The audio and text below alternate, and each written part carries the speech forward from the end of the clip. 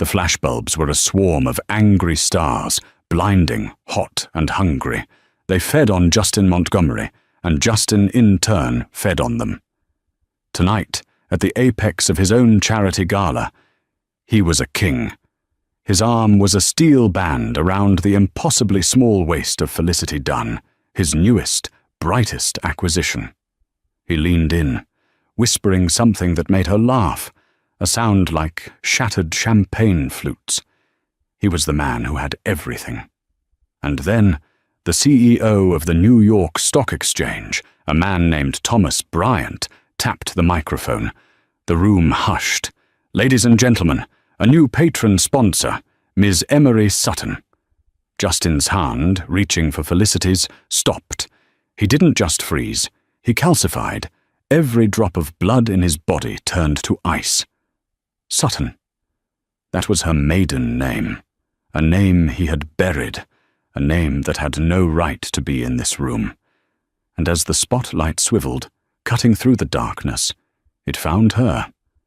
The air in the grand ballroom of the Cipriani on 42nd Street was thick with the scent of money, old and new, mingling with the heavy perfume of peonies and the faint, metallic tang of ambition. Justin Montgomery, a titan of industry whose face was synonymous with the sharp, ruthless ascent of Montgomery innovations, surveyed his room. This was his night, the Montgomery Foundation Gala, his annual display of magnanimity, a $10,000 plate exercise in laundering his reputation. He squeezed Felicity Dunn's waist. She was 24, a model with a fledgling lifestyle brand, and eyes that matched the cold, hard diamonds at her throat. She was, Justin thought, the perfect accessory. She was thin, she was beautiful, and she was, above all, uncomplicated. "You're staring, darling," Felicity murmured, tilting her head. The cameras loved that angle. "I'm admiring," Justin corrected, his voice a low rumble. "This room, this night, it's all perfect." He was lying. He had been staring, but not at the room. He'd been staring at the main entrance, a nervous tic he'd developed and despised. He was always waiting for the next threat, the next rival. His CFO, Owen, a perpetually worried man with a receding hairline, scurried over. "Justin, the numbers are incredible. We've just cleared the 20 million mark in donations, and the Honorable Mr. Bryant is ready to introduce you." Justin nodded, straightening his bespoke tuxedo. He gave Felicity a curt kiss. "Go mingle, sweetheart. Look fabulous. I'll be right back." He strode to the stage, the applause following him like a physical force. He stepped up to the podium. The Montgomery Innovations logo projected huge and imposing behind him. He was tall, with sharp features and hair the color of iron ore. He was a predator in philanthropist's clothing. He launched into his speech, a masterpiece of self-congratulation disguised as humility. He spoke of vision, disruption, and shedding old skins to embrace the future. "We cannot," he said, his voice resonating with practiced sincerity, "allow ourselves to be anchored by the past. We must be lean, we must be fast, and we must be willing to cut away the parts of our lives that no longer serve the mission, the baggage, the sentimentality." In the third row, two of his board members exchanged a knowing glance. They remembered the divorce. They remembered Emery. Justin's gaze swept the room and landed on Felicity, who was posing for a selfie with a junior senator. "To the future," he declared, raising a glass. "To innovation. To new inspiration." The room exploded in applause. He stepped off the stage, feeling the familiar rush of power.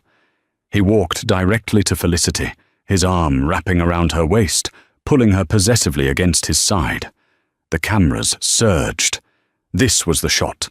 The billionaire wrapping his arms around his mistress, the ultimate symbol of his new life. And that's when Thomas Bryant, CEO of the NYSE, took the stage. "Thank you, Justin, for that passionate speech," Bryant said, his tone dry. "We have one more person to thank tonight. This event at this scale was made possible by a last-minute, transformative donation. It's my honor to introduce our new patron sponsor, Ms. Emery Sutton." The name hit the air and shattered the smug, celebratory atmosphere. Justin's smile didn't just fade, it was ripped from his face. His arm, locked around Felicity, went rigid. His breath hitched. It was an involuntary, animalistic reaction. No, it couldn't be. Not that Sutton.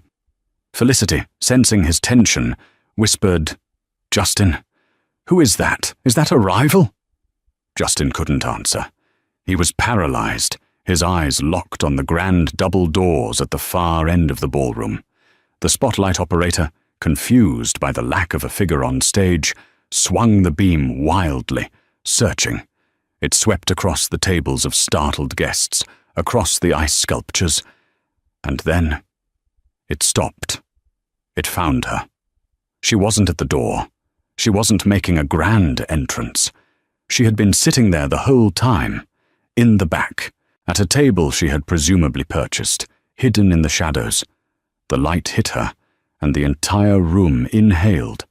This was not the Emery he remembered. This was not the mousy, exhausted, bookish woman he had divorced. The woman he had called a faded beige cardigan in a world of leather. The Emery he knew had worn her hair in a practical bun and favored glasses and worn-out cardigans. She had been pale, stressed, and focused on his spreadsheets, his schedules, his needs. This woman was a spectre. Her hair was cut into a severe, sleek black bob that framed a face that was no longer soft, but defined. Her cheekbones looked like they could cut glass.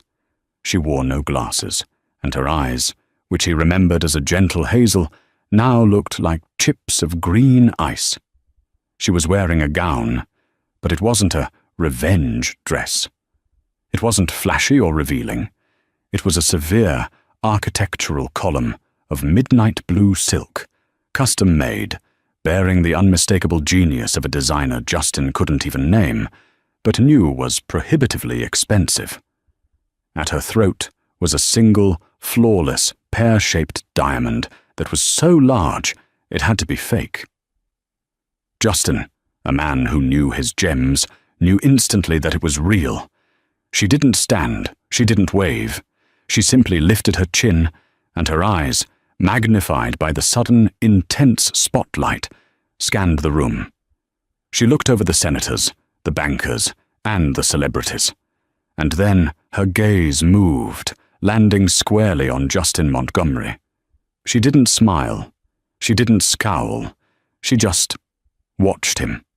Justin's heart, which he prided himself on being a cold, efficient muscle, hammered against his ribs. It was not fear, it was recognition. But of what, he didn't know. "Who is that?" Felicity hissed, her nails digging into his arm. Justin finally found his voice, a choked whisper that was completely alien to him. "That," he said, his throat impossibly tight, "is my ex-wife." To understand the depth of Justin Montgomery's shock, you have to understand the woman he had buried. Emery Sutton and Justin Montgomery met, as so many doomed couples do, in college. They were both at Harvard, but in different worlds.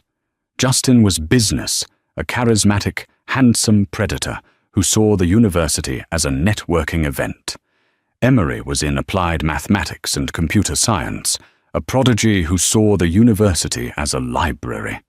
Justin was struggling with a core component of his thesis project, a predictive algorithm for market fluctuations.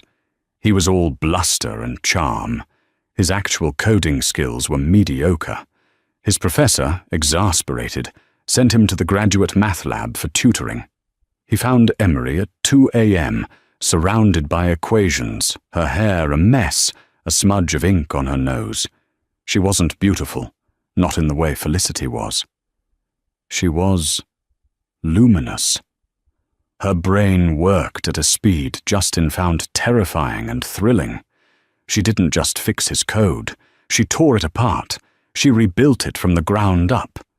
She identified a core flaw in his logic, and, in one feverish, caffeine-fueled night, she invented something new. She created the Sutton-Montgomery theorem, a predictive model so elegant, so powerful, it made Justin's original idea look like a child's toy. Justin, the ultimate opportunist, saw his future. But he didn't see it in the code. He saw it in her. He wooed her. He charmed the quiet, brilliant girl who had never been the center of anyone's attention.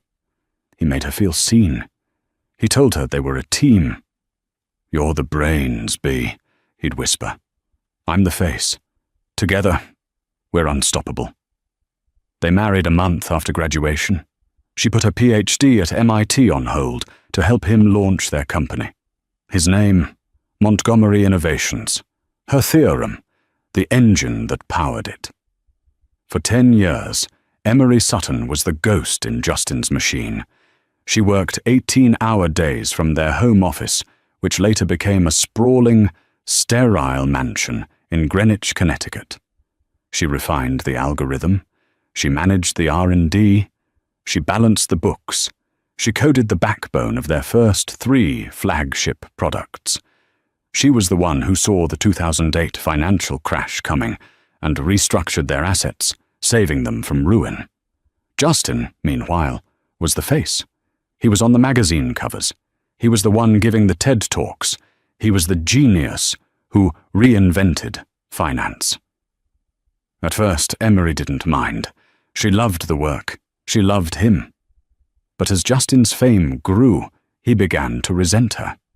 He hated that the quiet woman in the corner of the room was the only person on earth who knew he was a fraud. He hated the way she'd gently correct him on technical specs. He hated that, in the most private, insecure moments of his soul, he knew she was his superior. So he began to belittle her. It started small. "B, don't bore the guests with your equations." Then it grew. "That cardigan is just sad, B. Can't you at least try?" The year he turned 40, he was named Forbes' Man of the Decade. He met Felicity Dunn at the after-party. The divorce was not a separation. It was an amputation. Justin's legal team, a phalanx of smiling sharks from Skadden Arps, was merciless. They painted Emery as an unsupportive, emotionally barren, difficult woman. They argued that her contribution was academic and non-essential to the company's real success, which was Justin's vision and leadership. They offered her a settlement, a one-time payout of $50 million. It sounded like a lot, but they all knew it was a joke. The company she built was worth $50 billion, but Emery was exhausted. She was broken. She had spent a decade as his shadow, and the fight was gone. She signed the papers. She signed the NDA. But here was the twist Justin had forgotten, the one his lawyers had dismissed. Emery didn't just take the $50 million. She refused the bulk of it. "I don't want his money," she told her lawyer, a timid local attorney who was wildly out of his depth. "B, you're entitled to half," the lawyer pleaded. "I will take," Emery said, her voice a flat, dead thing. "What I am owed for my initial patent, the one I filed before we were married, and I will take the house in Greenwich." Justin, upon hearing this, had laughed. He laughed until tears streamed down his face. "She wants the house. The anchor wants her anchor. Fine, let her have it. Let the pathetic creature rattle around in it." He saw her rejection of the $50 million not as an act of pride, but as an admission of her own worthlessness. She, too, believed she deserved nothing. It confirmed his narrative. He sold the Greenwich house out from under her, leveraging a loophole in the preliminary agreement. She was forced to move into a small, rented condo. He never heard from her again. She vanished. He assumed she had. Faded away. Crumbled. Gone back to some quiet university town to teach math and be forgotten. Now, 6 years later, she was here. Sitting in the spotlight at his gala, wearing a diamond that could choke a horse, and looking at him like he was the one who was insignificant. Back in the ballroom, the silence stretched, thick and painful. Emery finally moved. She gave a slight, almost imperceptible nod to Thomas Bryant on the stage. A thank you. Then she stood. She was taller than Justin remembered, or perhaps it was just the brutalist confidence she now wore. The room, sensing the shift, began to applaud. It started with a few tables, then grew. It was a wave of tentative, then fascinated applause for this beautiful, terrifying mystery woman. Emery walked. She didn't head for the stage. She didn't head for Justin. She moved with a slow, deliberate grace, navigating the tables. People leaned in, whispering. Who is she? That's his... God, that's B? She looks incredible. She stopped at the table of Lord Pembroke, a British venture capitalist whose fund Justin had been trying to court for a year. Pembroke stood, kissed her hand, and pulled out a chair for her. She sat. She turned her back to Justin. She picked up a champagne flute, and she began to talk to Lord Pembroke. Justin Montgomery, for the first time in his professional life, was irrelevant. He was a statue of ice, holding a trembling, furious 24-year-old, watching his past rewrite his future. The rest of the gala was a blur of exquisite torture for Justin. He was trapped. He couldn't leave. It was his event. He couldn't make a scene. He was forced to move through the motions, his face a rigid mask of practiced charm, while every nerve ending screamed. "Justin, darling, you're hurting me," Felicity hissed, prying his fingers from her arm. "Get us a car," he snapped at his assistant. "But the live auction hasn't..." Now! He practically dragged Felicity through the service exit, a move that would cost him dearly in the page 6 column the next day. The ride back to his glass and steel penthouse overlooking Central Park was silent. Felicity was smart enough to know that her usual pouting would be met with annihilation. Justin stared out the window, the city lights blurring into a smear of cold fire. "The lock on my private office," he said to his security chief as they entered the elevator. "Change the code, now, and get Owen on the phone." "It's 1 a.m., sir." "Did I ask you what time it was?" Inside the penthouse, Felicity finally broke. "Are you going to tell me what that was? Who was that witch? Emery Sutton. What a drab name." "She," Justin growled, ripping off his bow tie, "is no one. She's a ghost." "Ghosts don't buy sponsor tables at the Cipriani, Justin. Ghosts don't wear $500,000 diamonds. I know the jeweler. That was a private commission."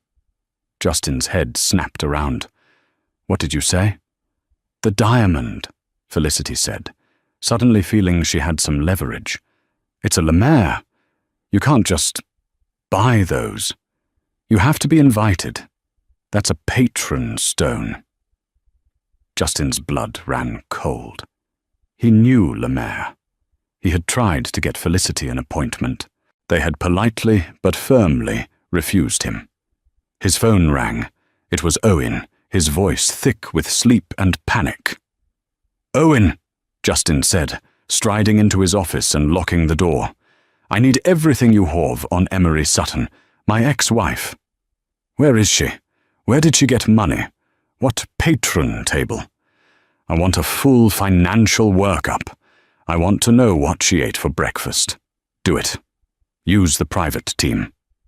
"Justin, that's a breach of the NDA, a breach of the divorce decree. If she finds out..." "She's out, Owen. Did you not see her? She's at my gala. But the settlement, she took the condo money. That was it. She's a math teacher. I checked. Up in Vermont, a private college. She's been there for 5 years. Justin paused. Vermont? Yes, sir.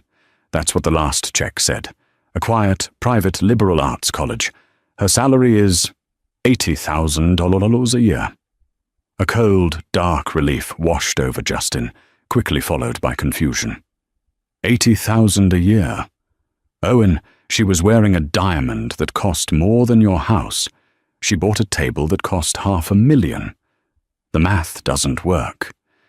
Dig deeper. Justin hung up and poured himself a whiskey.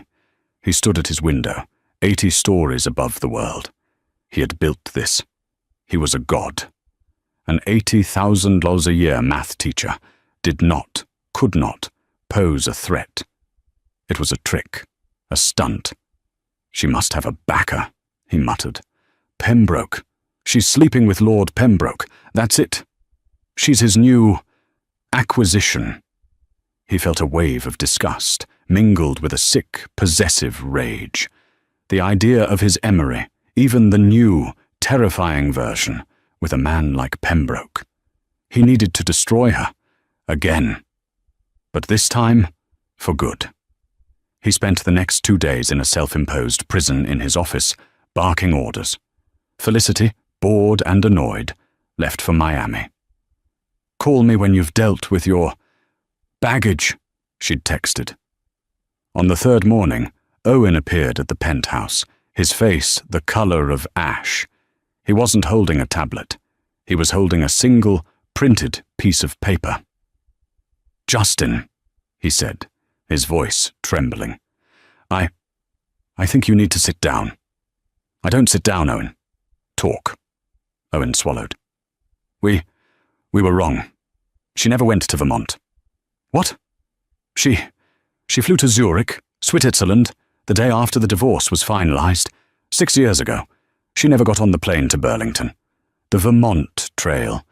It was a dummy. A shell. She'd been paying a proxy to live in that apartment, to cash those checks. She's been somewhere else. Where? Justin demanded. That's the problem. She doesn't exist. For 6 years, Emery Sutton has no credit cards, no driver's license, no anything. She's a void. That's impossible, Justin roared, slamming his fist on his desk. She was at the gala. She's real. Yes, sir. Which brings me to this. Owen slid the paper across the desk. It was a wire transfer confirmation, a single transaction from a private bank in Zurich. A bank so exclusive Justin had only heard rumors. Hafner and C. The transfer was for $500,000, the exact amount for the gala's patron table. But it wasn't the bank that made Justin's stomach clench. It was the name on the account. The transfer was not from Emery Sutton.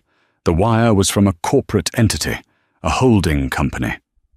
Aura Tech AG. Aura Tech, Justin repeated, the name unfamiliar. What is it? It's a new player in the sustainable energy sector, Owen said, his voice barely a whisper. They came out of nowhere 6 months ago, based in Zurich. They've been poaching the best engineers from Tesla, from Google, and from us. They're the ones who stole our entire Green Core development team last quarter. Justin's memory flashed. He had heard the name. He'd dismissed it. A European startup. They're a unicorn, Justin, Owen continued. They're valued, conservatively, at $30 billion. They've solved, somehow, grid-level battery storage. The patent is airtight. It's the biggest leap in energy tech in 50 years. Justin stared at the paper. He didn't understand. What does this Aura Tech have to do with her? Owen took a shaky breath. I ran the corporate registration. It's a privately held company. There are no shareholders. It's a single-owner entity. I had to pull a lot of favors at our Swiss office. Who, Owen? Justin's voice was low, dangerous. Who owns Aura Tech? Owen looked him square in the eye. You do know her, sir. The sole registered owner, the CEO, and the name on the primary patent is B. Sutton. The boardroom on the 90th floor of the Montgomery Innovations Tower was a monument to Justin's ego. It was called the Apex. A single football field long table, carved from a single piece of obsidian, overlooked the entirety of Manhattan. This morning it felt like a tomb. Justin was waiting. He was trying to close the most important deal of his life, a merger with Rheinmetall Energy, a German industrial conglomerate. This deal would make him a true global power, dominating the new green energy sector. The problem was, his green tech was a lie. Montgomery Innovations' Green Core division, the one that Auratech had gutted of its talent, was greenwashing. It was inefficient, based on outdated models, and propped up by falsified environmental impact reports. Justin knew it. Owen knew it. The deal was designed to pass the company off to the Germans before the SEC, which had started sniffing around, realized the entire division was a house of cards. The doors to the Apex hissed open. In walked Herr Schmidt and Frau Möller, the two lead executives from Rheinmetall. They were severe, humorless, and pathologically precise. "Mr. Montgomery," Schmidt said, not offering a hand. "We are ready." "Gentlemen, lady," Justin said, turning on the charm. It felt like Vaseline on sandpaper. "As you'll see from the presentation, our green core technology is poised to—" "We have read the presentation," Möller interrupted, her voice flat. "It is optimistic." "It is revolutionary," Justin countered. "A revolution requires proof," Schmidt said. "Your data is incomplete. We were promised a full-scale demonstration. Instead, you gave us projections. And then, two of your lead engineers resigned." "Creative differences," Justin lied smoothly. "They couldn't keep up with our pace." "Yeah. So we have heard. They are now at Auratech," Möller said, checking her tablet. "It seems they can keep pace, just not with you." Justin's jaw tightened.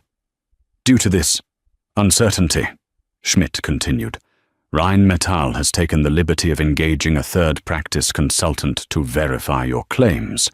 We cannot proceed with the merger until our independent auditor signs off on your technology's viability." A sick, cold dread settled in Justin's stomach. An auditor. He hadn't prepared for an independent auditor. His books were clean, but the tech was rotten. "That is, of course, acceptable," Justin managed to say. "When will this auditor arrive?" "She is already here," Möller said. The double doors hissed open again. Justin turned, expecting a stooped academic in a tweed jacket. Emery Sutton walked into the room. She was not dressed as she was at the gala. This was not a power gown. This was armor.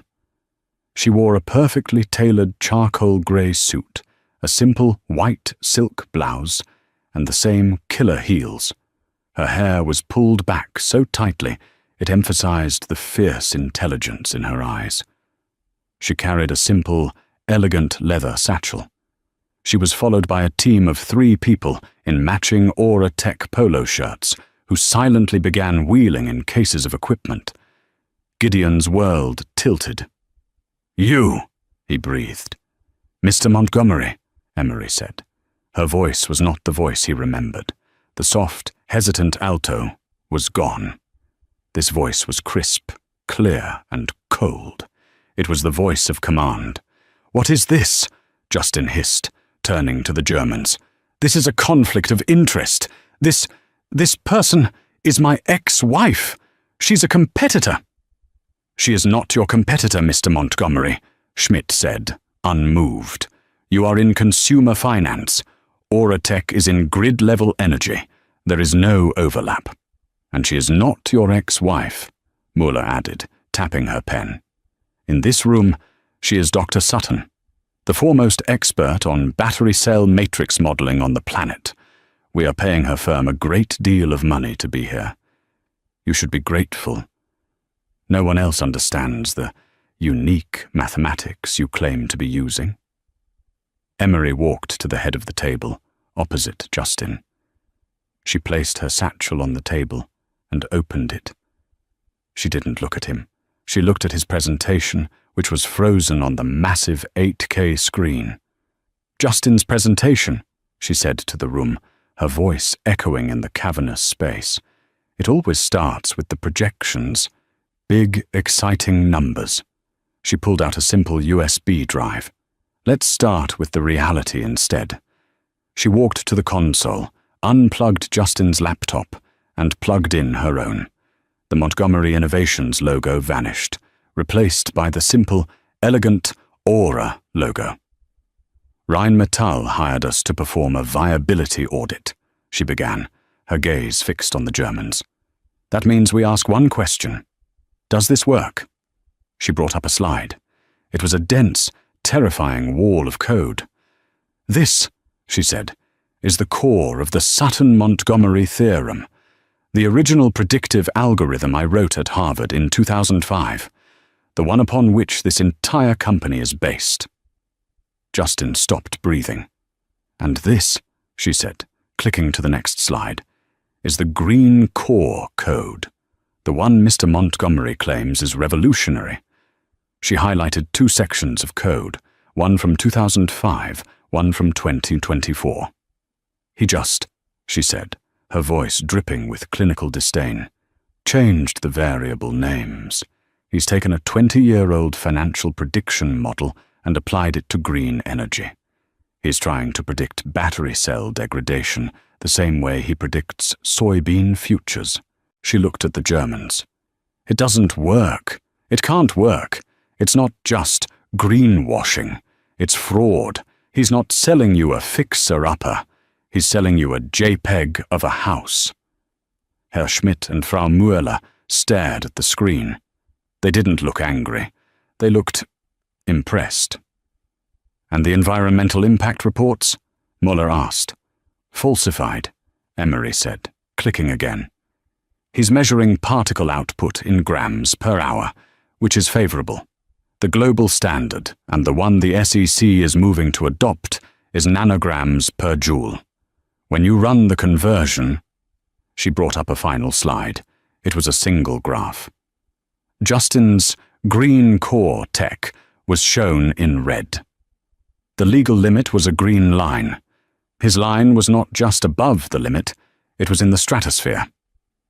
"Your green core tech," Emery concluded, "is in fact 400% less efficient and 700% more toxic than the coal-burning plant it's meant to replace. It's a disaster." Silence. Herr Schmidt slowly stood up. He adjusted his tie. He looked at Justin, who was white, trembling, his hands gripping the arms of his $10,000 chair. "Mr. Montgomery," Schmidt said, "the merger is, of course, dead. We will be billing you for Dr. Sutton's time, and our legal team will be in touch regarding the recovery of our deposit." He and Mueller turned and walked out of the room. They didn't run. They just left. Emery and her team began, silently, to pack their equipment.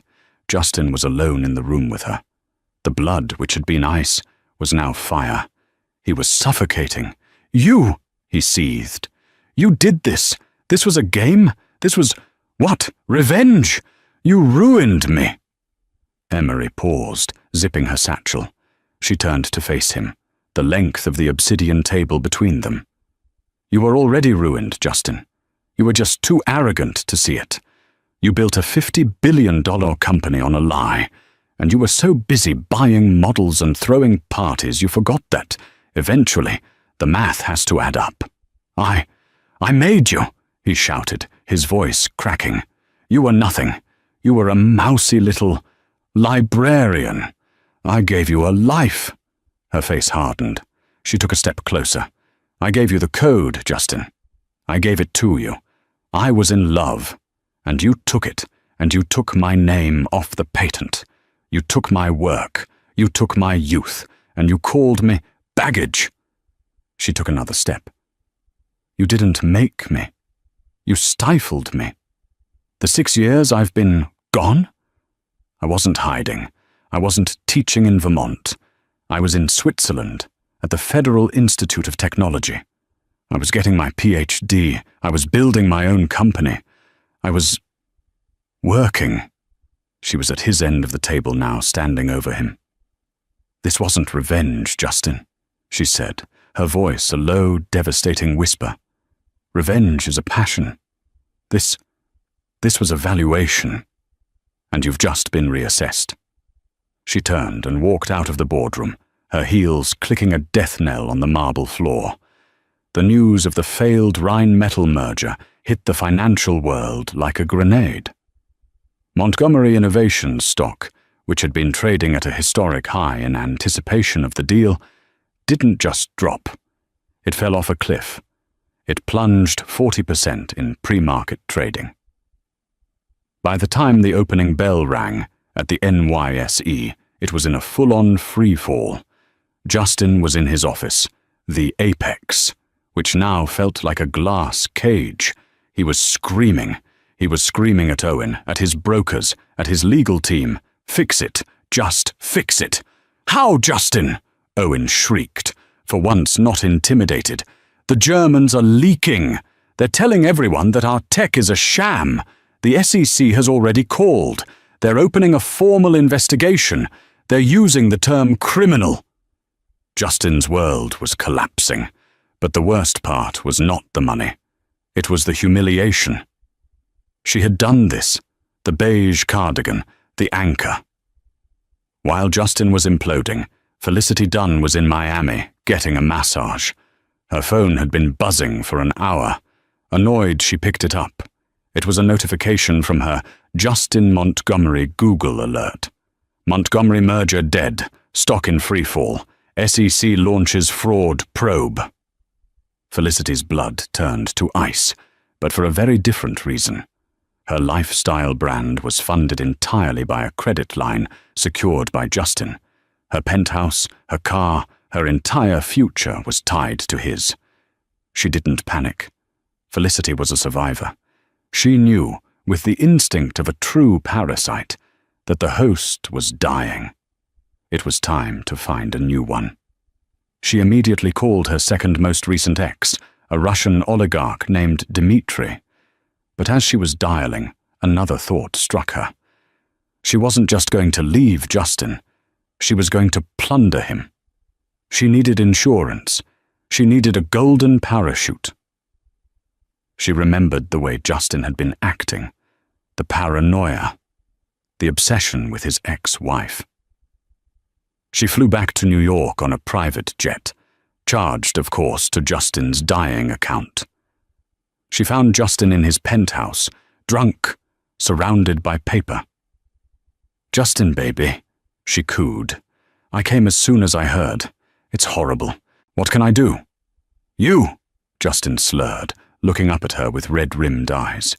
"You can get out. You're a distraction." "I'm not a distraction, darling. I'm your partner. Let me help." She began to clean up the mess in his office. Stacks of paper, old legal files, and then she found it. It was an old, leather-bound folder.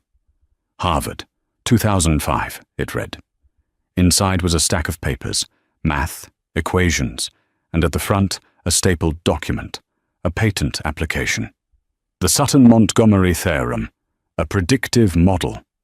And there on the front page were two signatures, Justin Montgomery and Emery Sutton. Felicity was not a mathematician. She was a gold digger, and she knew treasure when she saw it. She scanned the document. She saw Emery's neat, precise handwriting on all the equations, and she saw Justin's frantic, arrogant scribbles in the margins, trying to understand. But the most important thing she saw was at the bottom. A note from Justin's first lawyer, 20 years ago. "Gee, we need to get her to sign a full IP waiver. Her signature on this application as co-author gives her 50% claim to the core IP." Get it done before you file the incorporation papers. Felicity's heart hammered. She flipped through the rest of the file. There was no waiver. He never got it. In his arrogance, in his rush to build his empire, Justin had never legally secured the code he'd stolen. He thought the divorce settled it, but the divorce had settled assets. It had not settled the core intellectual property of the company, which he had always claimed was his alone. Emery hadn't just built a new company. She had come back to claim the one he had stolen. Felicity smiled. This was better than a Russian oligarch. This was leverage. She didn't know that Emery was the one who had anonymously leaked the existence of that file to a Page 6 reporter. Knowing Felicity's greed and Justin's carelessness would do the rest. Felicity discreetly took a photo of the patent page with her phone. "I'm going to run you a bath, darling," she said, blowing Justin a kiss. "You just rest." She walked out of the office and immediately texted the photo to 2 people. The first was a lawyer. The second was the CEO of Justin's biggest and most hated rival. The next 72 hours were a corporate execution. The New York Post ran a full-page front-page spread. It wasn't about the SEC. It was about Felicity Dunn. Billionaire's babe bails. Felicity Dunn seen dining with rival titan, Justin's rival, as Montgomery Empire crumbles. But the real kill shot was the second article, leaked from an inside source. Felicity. The Ghost and the Machine. Did Justin Montgomery steal his empire from ex-wife? The article included the crystal-clear photo of the 2005 patent application, with Emery's signature right next to Justin's. The effect was instantaneous. The Montgomery Innovations Board of Directors, the same people who had applauded Justin at the gala, called an emergency meeting. Justin, haggard and furious, stormed in. "This is a PR problem. We hire a new team. We feed them a new narrative. We paint Emery as a jilted lover." "Sit down, Justin." It was Lawrence Pope, the oldest board member, a man who had been Justin's father's friend. "The time for narratives is over," Pope said, his voice heavy. "The SEC has frozen your personal assets. The German government is filing charges in partnership with Rheinmetall. And this patent leak, it's the end." "The end? I am this company." "No, Justin," Pope said. "You're a liability. The board has voted. You're out. Effective immediately." Justin stared. "You're firing me? You can't. I'm the majority shareholder." "You were," Owen, the CFO, said, sliding a document across the table. "You leveraged your personal shares to finance the Rheinmetall bid. When the stock collapsed, you faced a margin call. You couldn't meet it. Your bank, Hafner and Sy, seized your shares this morning." Justin's blood stopped. "Hafner and Sy? That's a private bank." "Yes," a voice said from the door. Emery Sutton walked in. She was not in a power suit. She was wearing a simple, elegant cashmere dress. She looked calm. "Hafner and Sy is my bank, Justin," she said. Justin looked at the faces around the table. They were not looking at him. They were looking at her. You bought my debt," he whispered, the full, horrifying scope of her plan finally dawning on him. "I bought your risk," Emery corrected. "I knew you were over-leveraged. I knew the green core tech was a lie. The gala, that was just to get your attention. The German audit, that was to establish a legal basis for the fraud. And the margin call, that was the end game." She walked to the head of the table. His chair. "The board," she said, "has 2 options. A. Declare Chapter 11 bankruptcy, get wiped out by the SEC, and have the company's assets sold for scrap. Or B. Accept my acquisition offer." "Acquisition?" Pope said, leaping on the lifeline. "What offer?" Auratech will acquire all assets and liabilities of Montgomery Innovations, effective today, Emery said. We will make the company solvent. We will pay the SEC fines. We will handle the German lawsuit. We will save this company. In exchange for, Owen asked, trembling. In exchange, Emery said, for one thing, a complete rebrand. Montgomery Innovations will cease to exist. His name will be removed from the building, from the letterhead, from everything. The new entity will be Aura North America. She paused, and her eyes found Justin's. And of course, Mr. Montgomery will sign a permanent, binding NDA. He will never speak of this company, of me, or of the Sutton-Montgomery theorem ever again. In exchange, I will not pursue him, personally, for the criminal fraud charges. She was offering him an escape, a humiliating, impoverished escape. And him? Pope asked, gesturing to Justin, who was a slumped, broken figure. Him? Emery looked at the man who had built an empire on her back, and then discarded her. The man who had called her a beige cardigan. I don't care about him, she said, her voice flat. He's irrelevant. He can have his penthouse or what's left of it. He's just a man, and he's no longer my problem. The board voted. It was unanimous. Justin Montgomery didn't even vote. He just sat, a ghost in his own boardroom, as his name was erased. The steps of the New York Stock Exchange were a battleground. The air was a wall of noise, a chaotic sea of flashing cameras, microphones on long booms, and satellite trucks humming with power. Reporters from every major financial outlet were packed shoulder to shoulder, shouting over each other, all desperate for a glimpse, a quote, a soundbite, from the woman who had just executed the most stunning, silent and surgical corporate takeover in modern history. When Emery Sutton emerged from the building, a momentary hush fell, a collective intake of breath, which was immediately shattered by a new, more frantic wave of questions. Ms. Sutton! Ms. Sutton! Over here!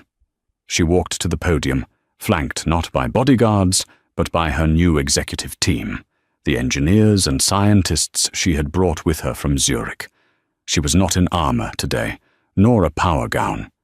She wore an elegant, professional dress in a deep, hopeful cobalt blue.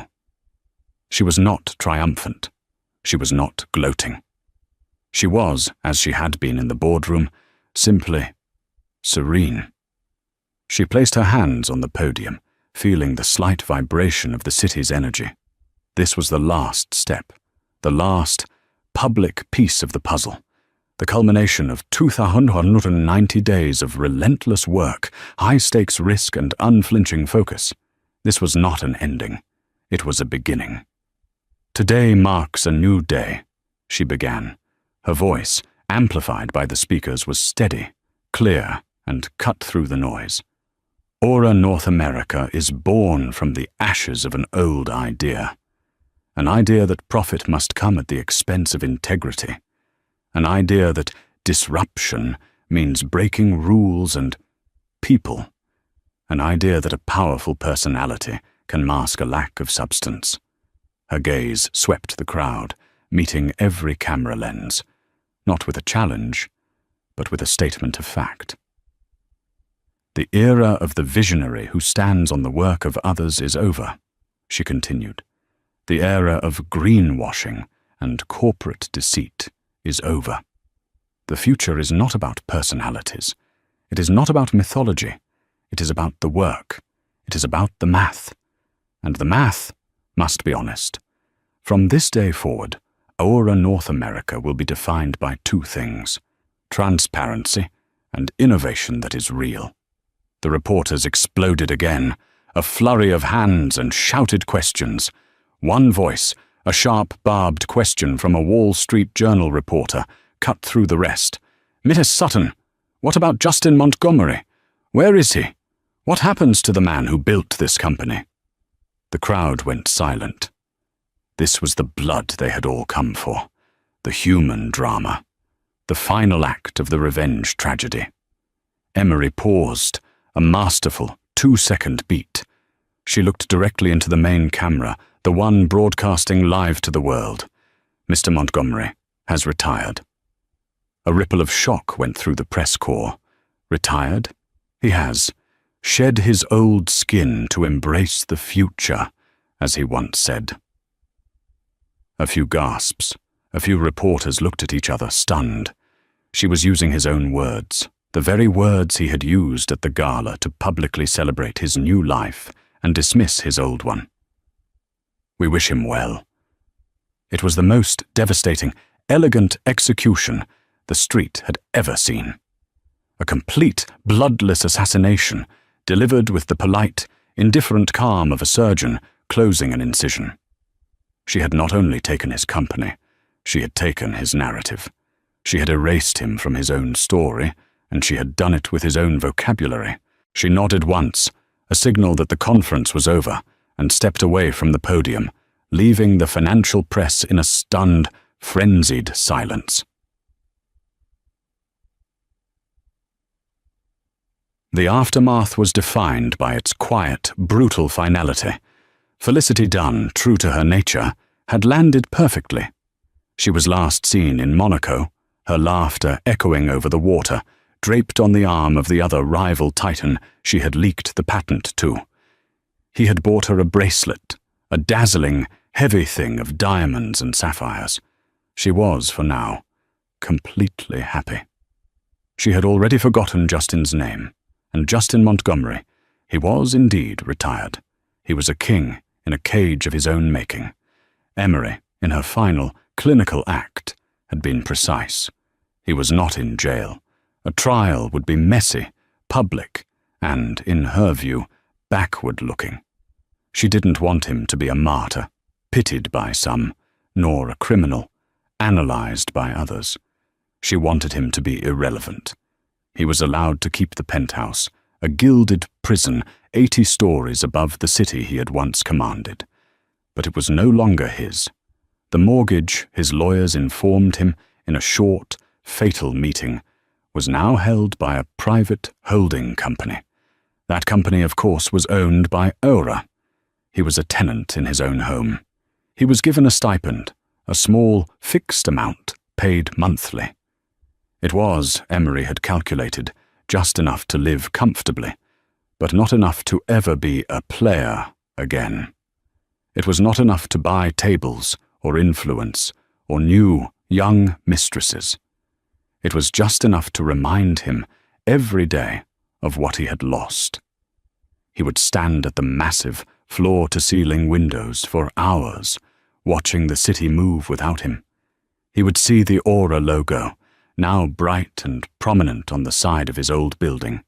He'd watch the stock ticker on the news and see her name discussed with the same reverence once reserved for his.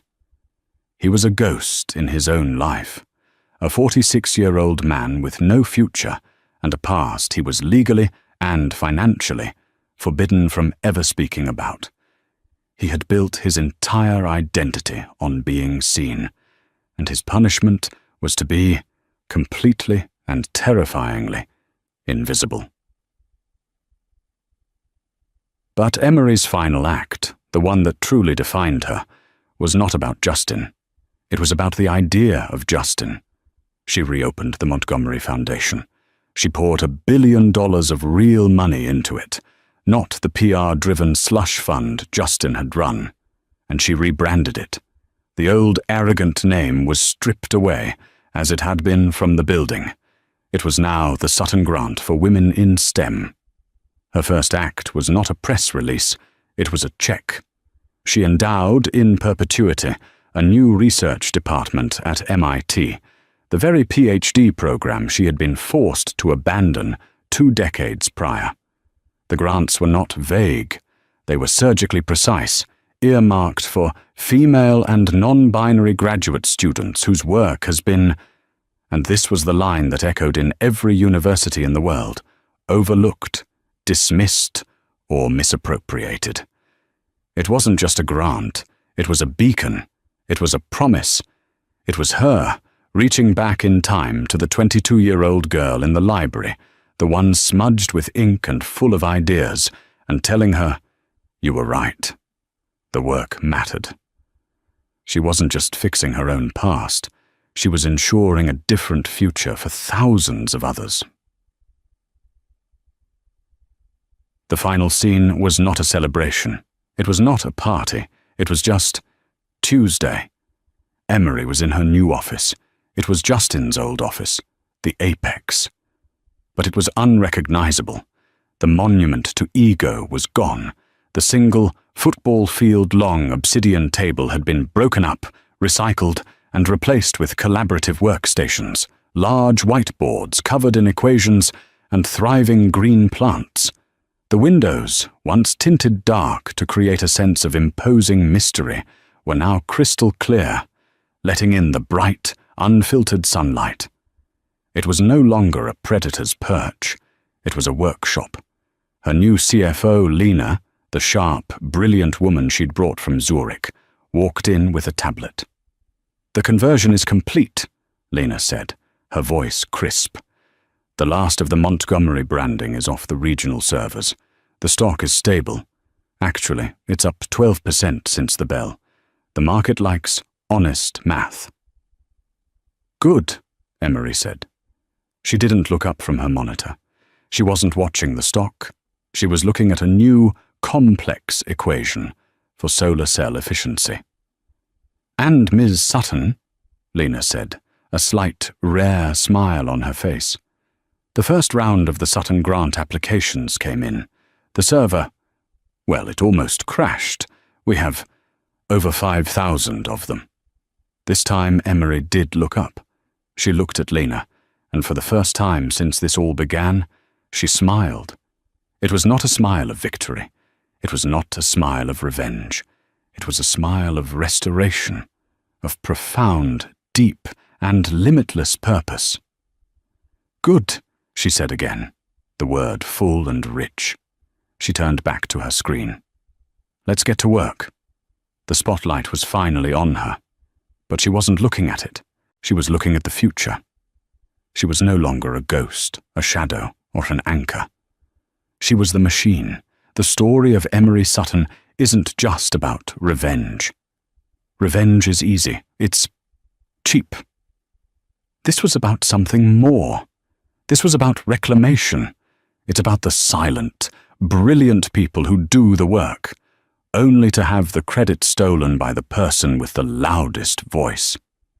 It's a reminder that the baggage you discard, the people you underestimate, are often the very foundation you're standing on. And when that foundation decides to move, the whole building comes down. What did you think of Emery's strategy? Was it a cold, calculated masterpiece, or was it the only way to reclaim the empire that was stolen from her? Let me know your thoughts in the comments below. If you loved this story and want more tales of dramatic justice, epic twists, and fortunes lost and won, do me a favor. Hit that like button, share this video with someone who needs a story like this, and most importantly, subscribe to the channel and ring that notification bell. We have so many more stories to tell, and you don't want to miss a single one. Thank you for listening.